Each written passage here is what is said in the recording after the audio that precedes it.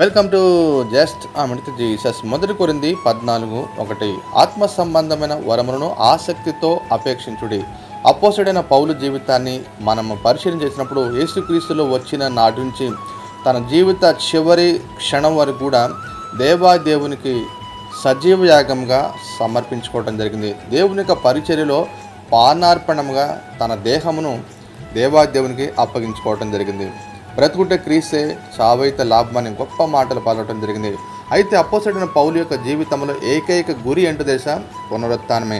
ఫిలిప్పీ 3:10 ఏ విధము చేతనైనను మృతుల నుండి నాకు పునరుత్థానం కలగాలని చెప్పి నాకున్న సమస్తాన్ని కూడా పెంటగా ఎంచుకున్నానని చెప్పి అద్భుతమైనటువంటి ఆత్మీయ సత్యాన్ని తెలియజేయడం జరిగింది.